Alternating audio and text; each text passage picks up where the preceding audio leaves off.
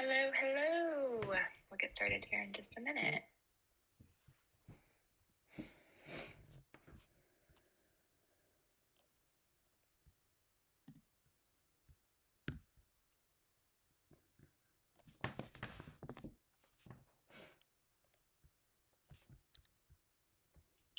Good morning, good morning. Give everyone just a minute to come on here.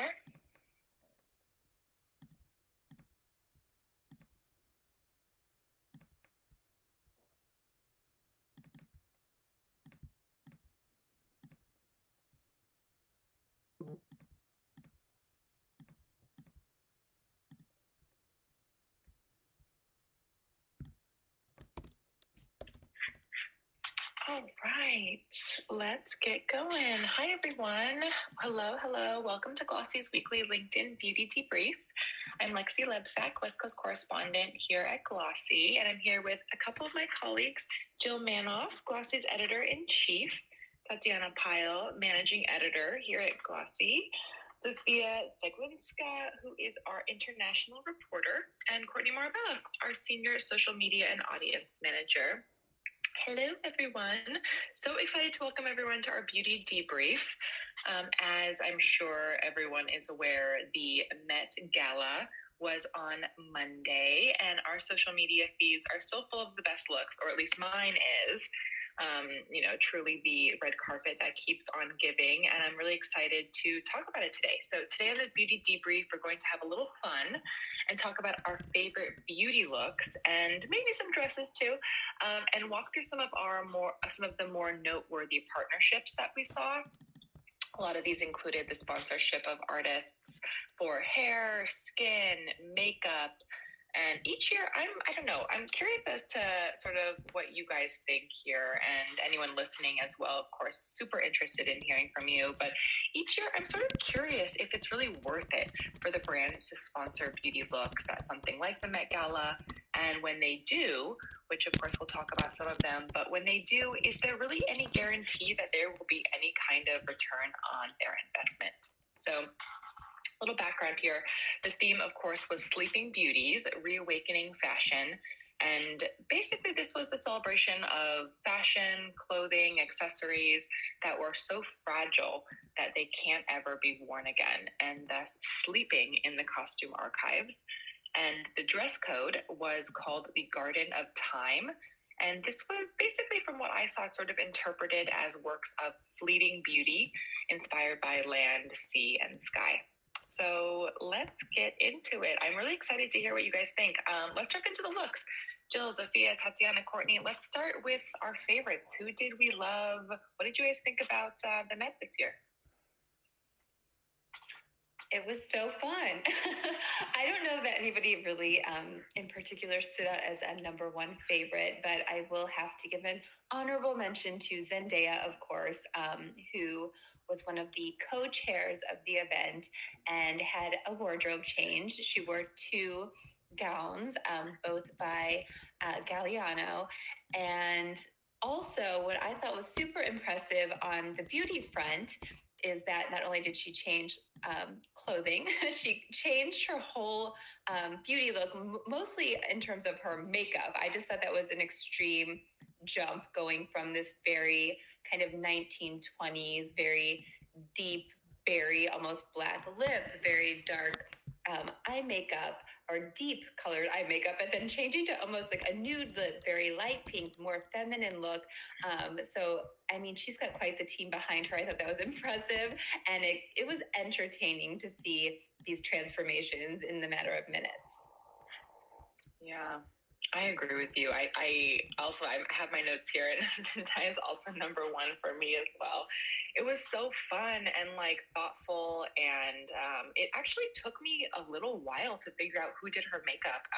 And it was Raul Alejandre, who is actually a pretty new makeup artist. I remember interviewing him a few years ago in the pandemic, and he was really just kind of getting started. So this was, I think, a really big night for him, and his work is so beautiful with the sort of watercolor, very soft effects, and then those thin brows. Jill, I also loved it. To your point earlier, Lexi, I was going to say, when is it worth it for brands to sponsor Met Gala looks? I really think it's worth it if they have a signature look. So prior to doing some digging, when I immediately saw Zendaya on the runway, I automatically thought it was Pat McGrath because she has created this signature look, the thin brows, that berry kind of like essence that really resembled the Margiela show, which was really a viral moment earlier this year. Yeah, definitely. That Margiela look was particularly striking, and I think a lot of people went with more like darker, very like beauty tones. I think in terms of the fashion itself, like there was quite a few fun looks, mainly from I'd say Rebecca Ferguson and Tom Brown was quite good, and Taylor Russell's and the kind of trend of corseting was definitely there as well. I think that was quite interesting to see it develop on a red carpet rather than a runway. And the men were, I thought, were extra striking. They really stood out in my mind, and I think it's because men are dressing up more and they're taking more risks and chances than just a, black tie, black suit. But I was going to ask you guys, because the men's wardrobes stood out in my mind so much, and I was very much eyeing the clothes more so than the makeup and grooming looks. But did you guys notice any, amongst all the partnerships and I guess like get the look tutorials out there, did you notice that any brand in particular was working with men, or any of the artists, the talent? They kind of went under the radar in terms of what I was seeing on the beauty partnerships front. I did notice a few things. So Danessa Marix, I know that she had her line used for so many people, including a couple guys were in that list too. There was like Jaden Smith, Usher, and also Coleman Domingo, which I thought was kind of cool and interesting to see more men, especially men who, were big on the red carpet, kind of like popping up in some of these sponsorships. And then of course, there were a couple other kind of funny things. I think that maybe a couple of us were chatting about this, but there were a few pitches that we got around devices, which I thought was just kind of like a funny thing. Jill, I feel like you maybe mentioned that to me and it kind of brought it to my attention. But Dan Levy, who of course is like so big right now, I got a pitch around Solaware, which is a sort of like, actually, I'm not even sure of all the things it does. It's a 4-in-1, but it's a skincare wand, and it does a lot of things to the face. So I saw him, mentioned in one of those. And then also, I would say that Augustinus Bader, who, of course, everyone talks about constantly in the skincare world and is very popular, they put out a rather large release of all the people that they worked with leading up to the event, making sure that their skin was taken care of, giving them the special treatments that the brand is known for, and that included like Chris Hemsworth and Stefan Diggs, who's a football player. I'm kind of going through this look, but I won't keep rambling. But yeah, I did notice a lot more guys on the list this year. Did you? What about you guys? That's nice to know. I missed those, but yes, the skincare, it really reminds me of when I still do go backstage for Fashion Week, and I started years ago to see skincare brands entering the equation for the first time, and more skincare brands were coming backstage, and they had their little setup, and they would talk about what they did for the skin prior to the makeup. Now that's commonplace, but I wanted to ask you, because I also going on this hunt where it's not maybe apparent what the brand is that is involved in the look, like skincare and skincare devices, if anyone had seen any, I haven't noticed fragrances entering this conversation. And so I poked around in my pitches and my inbox to see if any fragrances like took ownership of we scented so-and-so.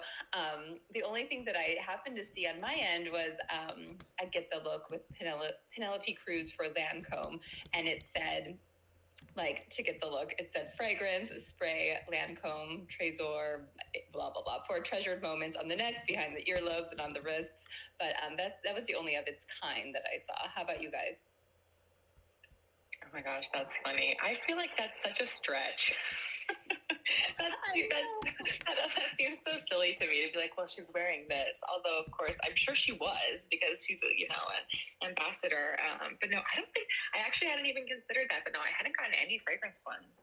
Neither. No, I think fragrance is quite like an ephemeral one to put across. So unless it's someone actually wearing something that represents the fragrance, it's going to be quite hard to sell that as like a sponsorship opportunity. You just wait. I can feel it coming. Fragrance. I feel like you're onto something. The one I did notice was Sydney Sweeney's body glitter. And I don't think anyone has locked in the actual brand yet. But I remember last year's Met Gala, it was, I think it was Olay that had that model in like the shimmery, really beautiful body glow. And it went viral on TikTok, like immediately following the Met Gala. So body oil or any type of like glitter is a really good opportunity too for brands. Such a good call. We also have been talking a lot about on the story front, if covering the trend of kind of tanning coming back, and we're seeing a lot of brands launching,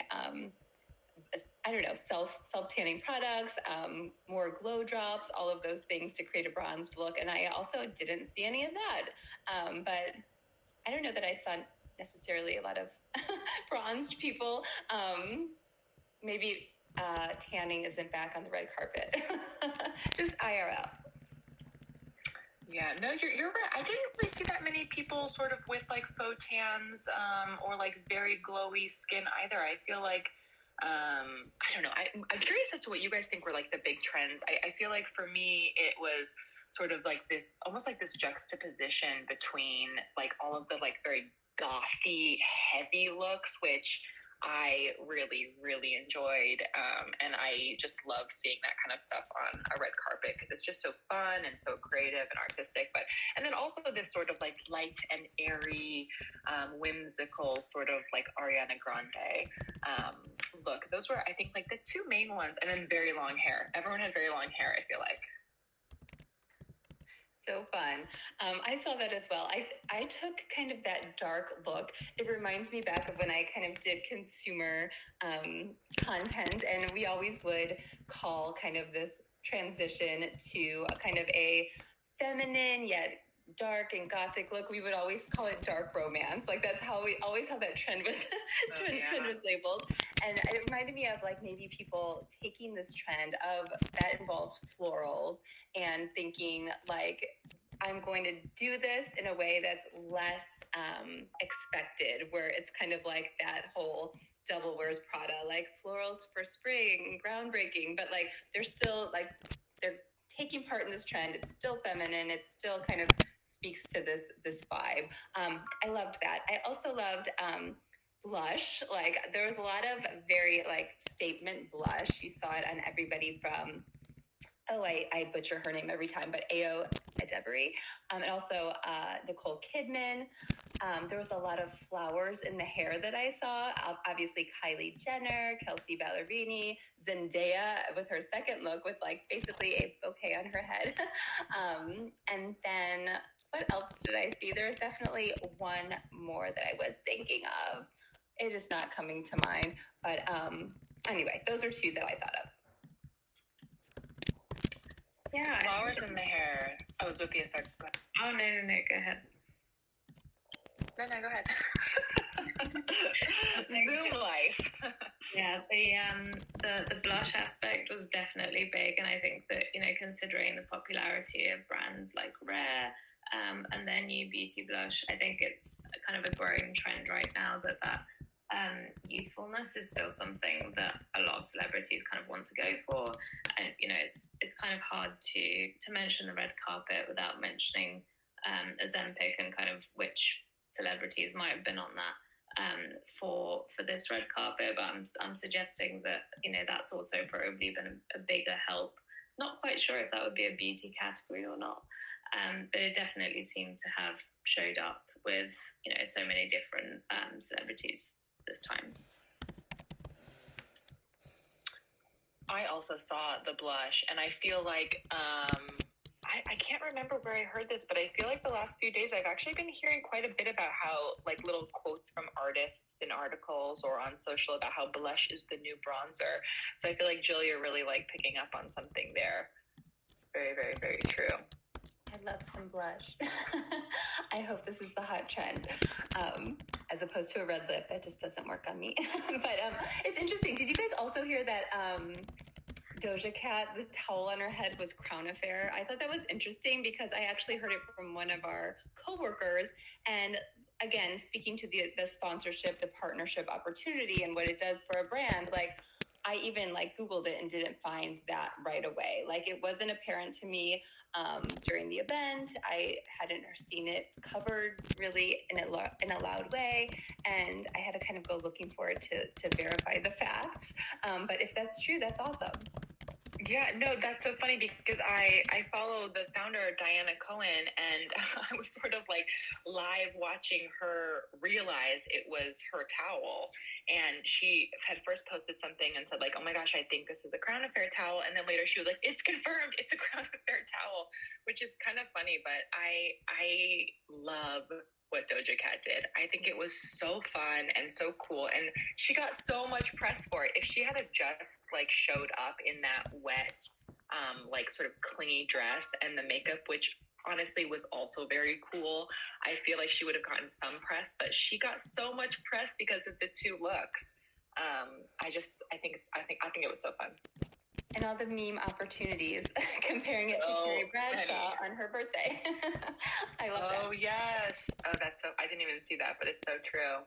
I will say that when I was sort of diving through, I'm curious what you guys think, but when I was sort of going through a lot of these pitches and going through some of the articles and kind of seeing sort of like the dust settle yesterday on what sponsorships made a lot of splashiness online, and I feel like the theme that I kind of ended on was the fact that it really was sort of two categories. It's like, and it was mostly the artist lines. So the biggest splashiest ones I think came from Charlotte Tilbury, from Pat McGrath Labs, and probably from maybe Janessa Myricks as well. She had a couple good ones, but I really do think it's mostly the artists. So like Charlotte Tilbury, they worked with artists to do Lana Del Rey, Sarah Jessica Parker, Demi Moore, Phoebe Dynevor.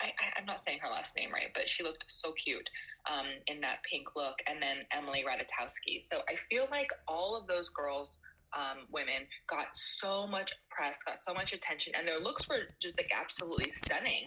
And the highlight for the brand was the Beautiful Skin Foundation.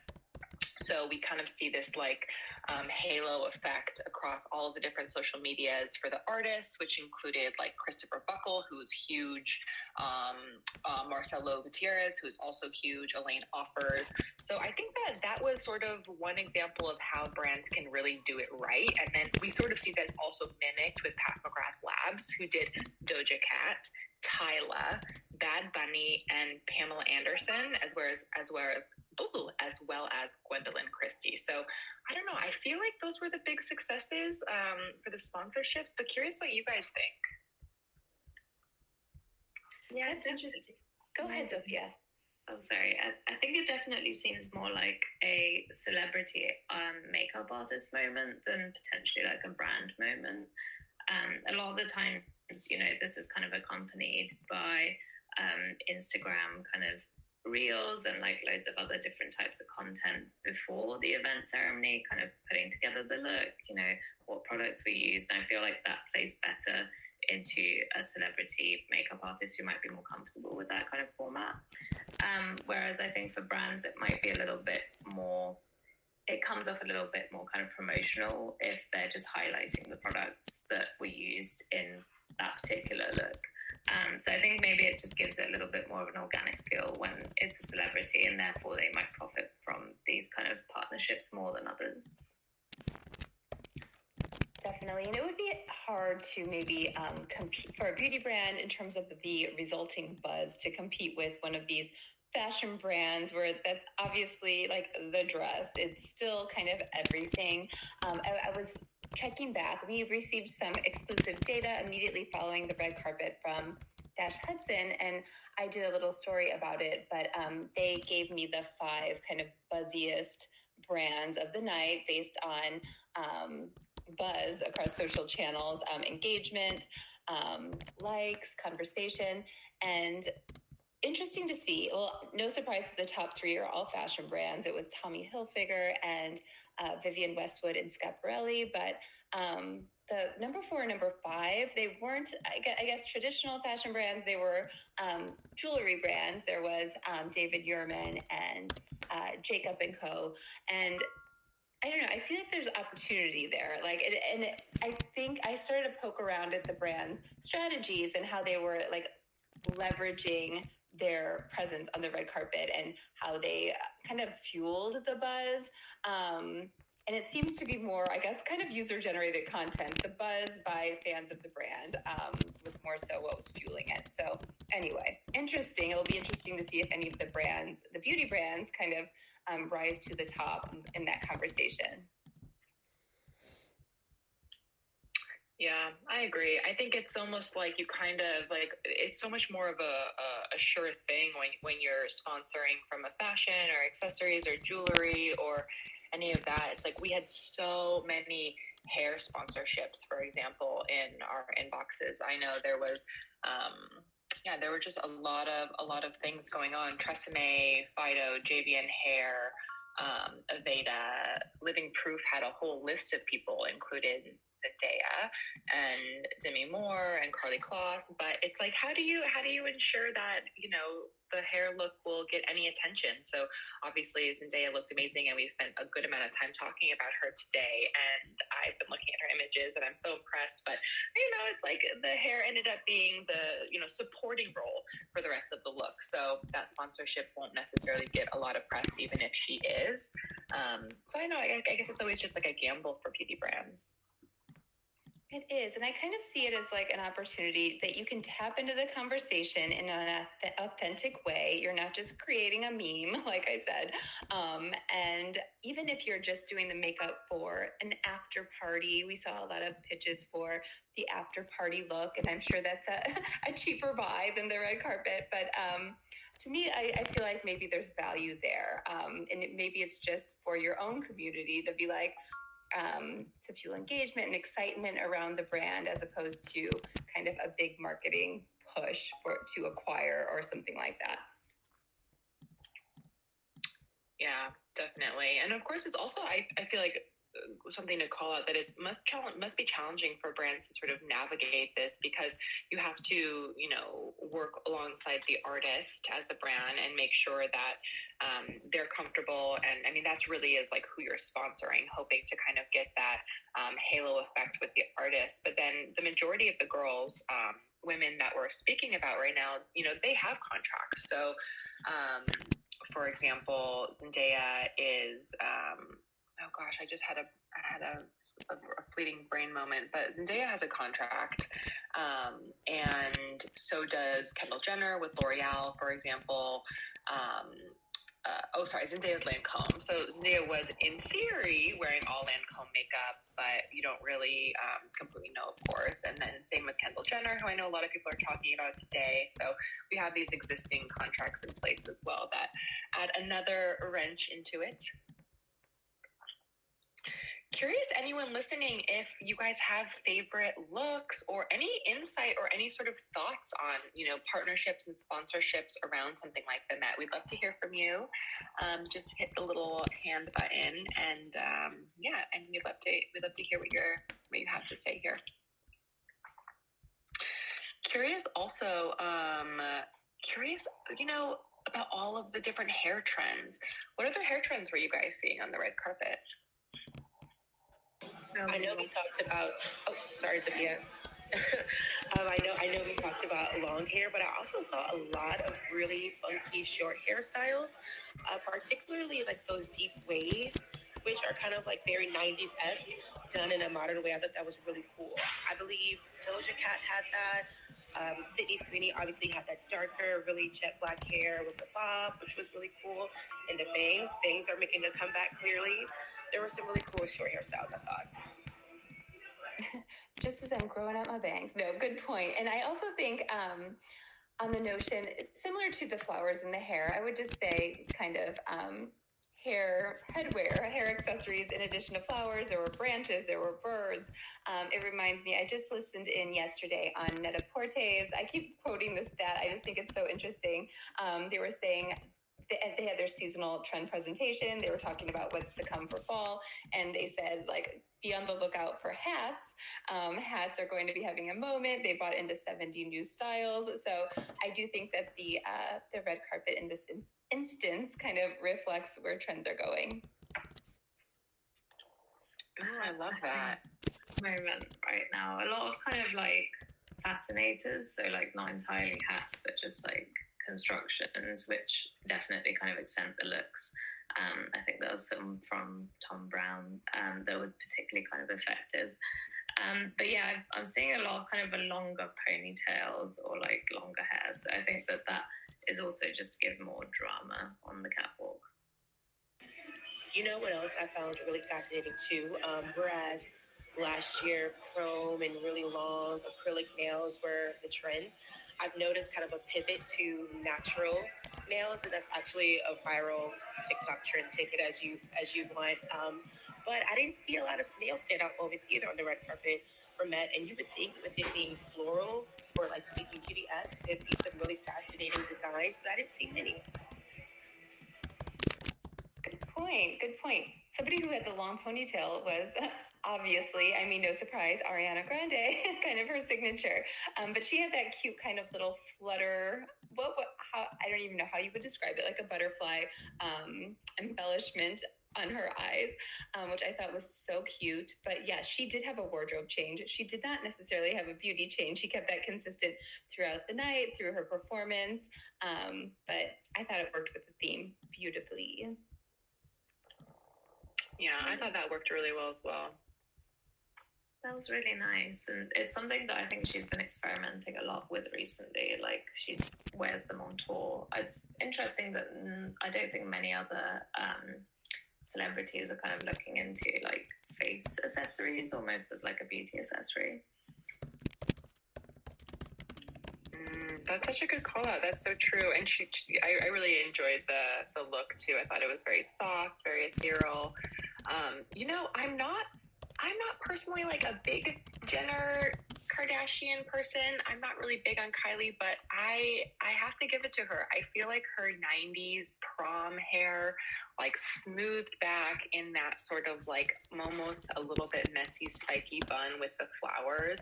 I feel like that's exactly what all the young kids want to do right now. It's also prom season right now. I know I'm seeing proms all over social media from all the youngins in my life, and I feel like she was giving us some like major prom info there.